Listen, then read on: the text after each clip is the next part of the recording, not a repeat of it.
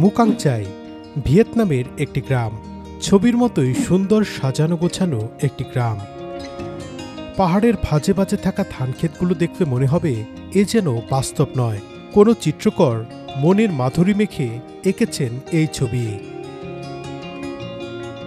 ভিয়েতনামের উত্তর পূর্বাঞ্চলের অপূর্ব সুন্দর এই গ্রামে প্রকৃতির অদ্ভুত মেলবন্ধন ঘটেছে সেখানকার স্থানীয়দের ট্র্যাডিশনাল কৃষি পদ্ধতির সঙ্গে। আজকে আমরা এই গ্রামটি সম্পর্কেই বিস্তারিত জানব।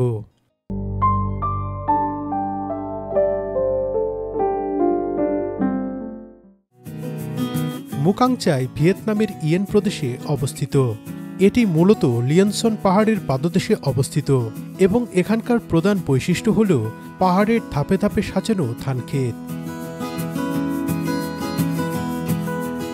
এই ধানক্ষেতগুলোতে পানি আসে পাহাড়ি ঝর্ণা থেকে এবং বৃষ্টি থেকে, এবং এই পানি ধাপে ধাপে উপরের স্তর থেকে নিচের স্তরে নামে।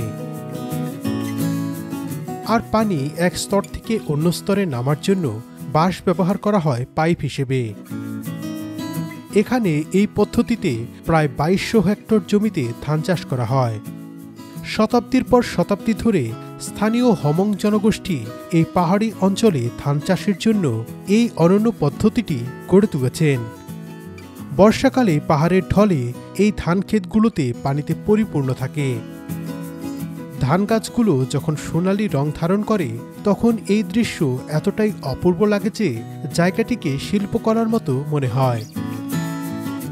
বিশ্বের অন্যতম ধানাবাদী দেশ ভিয়েতনামের সবচেয়ে সুন্দর ধানক্ষেত্রের মধ্যে এটি অন্যতম, এবং এই স্থানটি তার প্রাকৃতিক সৌন্দর্যের জন্য ভিয়েতনামের জাতীয় ঐতিহ্য হিসেবে স্বীকৃতি পেয়েছে।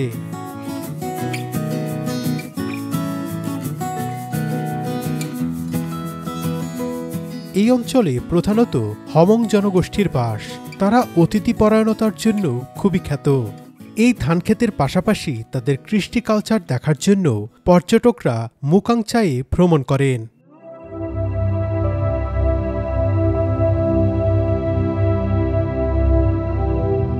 মুকাংচাই ভ্রমণের সেরা সময় হল সেপ্টেম্বর থেকে অক্টোবরের মাঝামাঝি পর্যন্ত।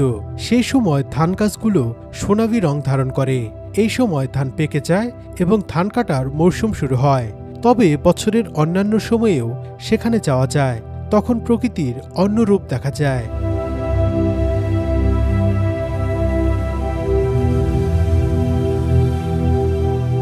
মুকাংচাই প্রাকৃতিক সৌন্দর্য, স্থানীয় সংস্কৃতি এবং ব্যতিক্রমী কৃষি পদ্ধতির কারণে নিজেকে নিয়ে গেছে অনন্য এক উচ্চতায়। তাই তো প্রকৃতিপ্রেমীরা ছুটে আসে তাকে দেখতে।